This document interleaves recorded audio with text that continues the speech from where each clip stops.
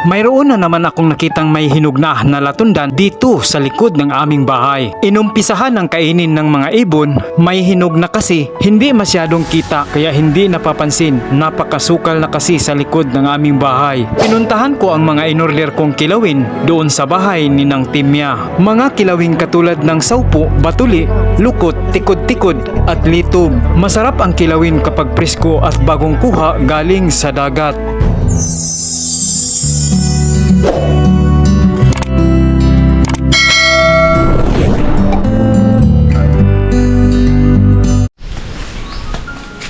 Hello mga ka-frontier. Nandito tayo ngayon sa bahay ng aking mga magulang at meron tayong latundan na tutubain. Nakita ko kasi na pinupuluputan na ng mga damo. Kaya ngayon ating kukunin at sobrang gulang na. Nabibiyak na yung kanyang bunga. Sama tayo, pupuntahan natin. Nandito lang sa likod ng aming bahay. Ito.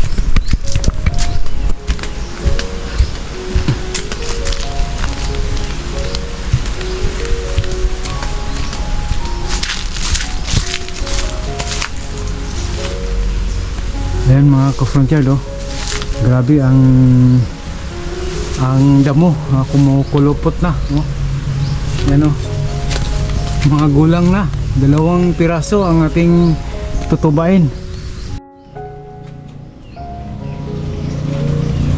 Ngayon ay lilinisan ko muna at ipapakita ko sa inyo pagkatapos kong malinisan, dahil wala akong kasama at ako lang mag-isa, at ipapakita ko na lang pag malinis na. Titingnan natin uli. Ganyan ang itsura nila ngayong hindi pa nalinis. At saka yung isa, lilinisan natin. A few minutes later. Ngayon ay nalinis na natin ang ating mga puno ng tundan. Ipapakita ko sa inyo mga ka-frontier ngayong malinis na at kung gaano sila kalaki. Hindi ganong malinis dahil tinatanggal lang natin yung mga damo na pumupulupot sa kanila. Ito pareho na palang may mga hinog na. Ayan Yan, ito yung pangalawa. May hinog na rin. Ayan laki.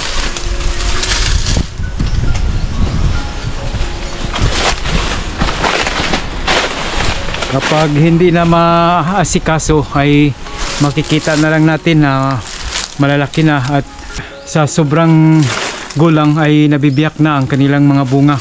Ngayon ay tutubain na natin ang ating puno ng tundan. Kung sinong gustong bumili, pwede na kayo na magpahinog dito.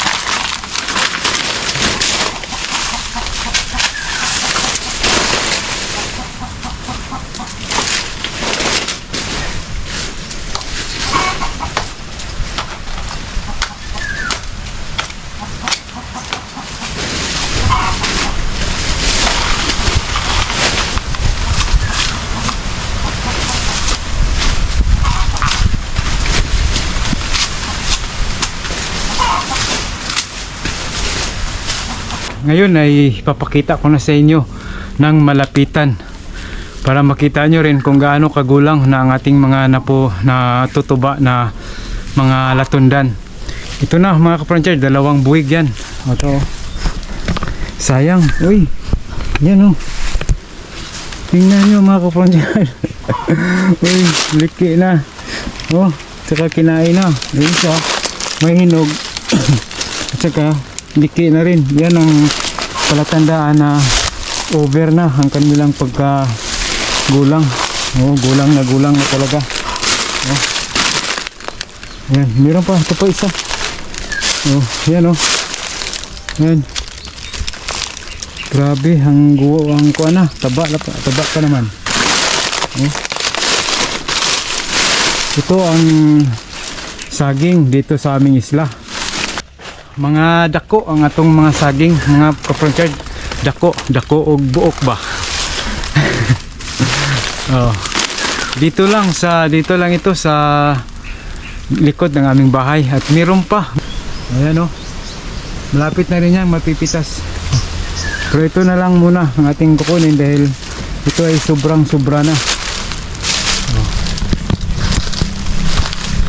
Kaya ano pang hinihintay nyo? Magtanim na kayo mga ka-frontier para meron kayong maaani.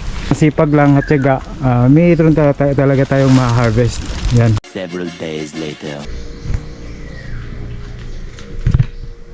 Ito na yung saging na natuba natin mga ka-frontier. Hinog na oh. Tamang-tama na. At ngayon ay di-deliver natin ito. May umorder na naman. Mayroon tayong buyer ng tundan. Kaya ihatid natin. Ito ang magandang klase. Guwapang-guwapa.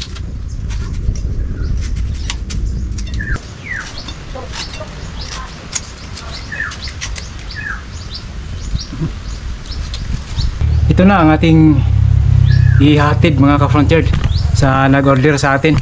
Ito magandang taba oh. Dako mga ka-frontier. Mataba, siguradong matamis ito oh. Yan oh. Ito sira na to. Tatanggalin natin yan. Yan oh. Oh. Hello mga ka-frontier.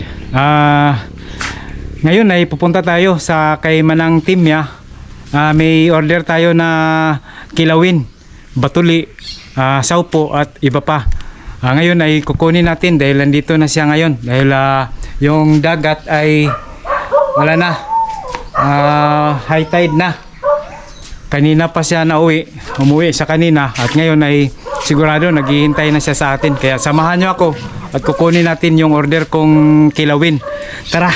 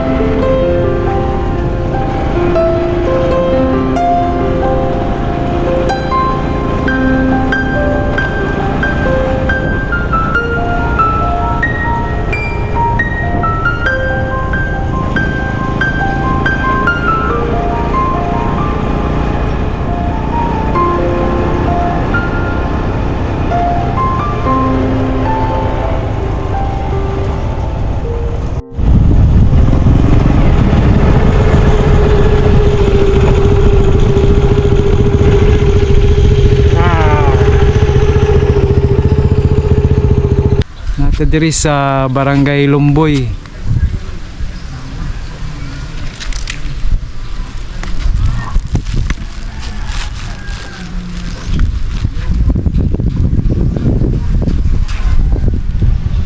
Ayo. Uy, nalang kilawan, may buntag ng timya. Dumaon ang atong giordiran og bat mga ka-frontyard. Order tag bat. Payag na dollars dapig karsada ba. Karon may order ta og kuan mga ka-frontyard.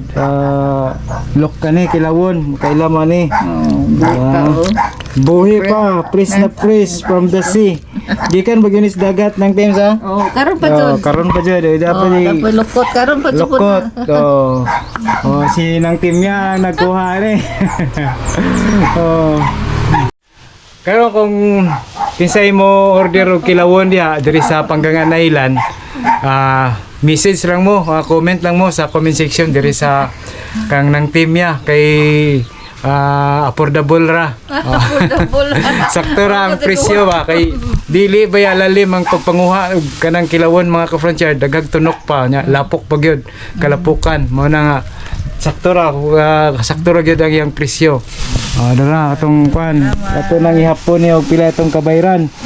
Ito na to. Di ihap ta. 1, 2, 3, 4, 5, 6, 7, 8, 9, 25, 26, 27, 28, 29, 30, 31, 32, 33, 34, 35, 36, 37, 38, 39, 40. Mauni gihapon ang presyo mga kani. 40, 2, 3. Manid, mapay ticket. Pila to ka buok ni nang timya? Sa isinta na tanan. Sa isinta ka buok pa. Nga times ang usa pagpila ang imong baligya ni nang Tag 40. 40. Tag 40. Tag 4. 4 ang usa ning mao ni ang batuli mga ka-frontier da kani batuli ni kani kana tag 4 ang usa ni. Di po sayon manguha. Di sayon manguha kay nanis kalapukan nya kani mao ni gitawag og saupo. Wala saupo ni mao ni ang tag 4 gyapon ni. So natay sa isinta 60 ka buok 240. Dapat lukot, bali lukot og 100. Lukot og litob ni. Lukot og litob. Papakita na to sila sa litob ng Thames kay papan kita sila. Kana. Ba dara Mao ni ang litob mga ka-frontier da. Kani po tikod-tikod. Tikod-tikod. Kani mao ni tikod-tikod Kana lami na og kinilaw. Pisko kayo ni. Karon pa jud ni makuha mga ka-frontier. Karon atong bayronon kuan tanan 240 og 100 340. Tong taga na si nang timya. Dira ang batong bayad ng timya 340. Nakapaldo ko. Salamat. Nakapaldo ko sa akong kilawon. Makaadto na og Cebu ng akong kilawon. Makabiyahe na. Makabiyahe na ni. Dalo ni sa Cebu ng Thames. Salamat po kayo sa imong pagpanguha kay bisan og init kayo ang panahon mga ka-frontier di adto gyud si nang timya sa dagat kay ni-order man ko. Gusto mga makadala ko kilawon sa Cebu. Daghang kayong salamat na nga. Salamat. Bye-bye. Bye-bye mga ka-frontier. Daghang kayong salamat. Order mo kung kasi ka na kinilaw. Message lang. Taga Panggangan Island. Message lang mo ni ng team sa comment section para tugluan mo na ko. Bye-bye.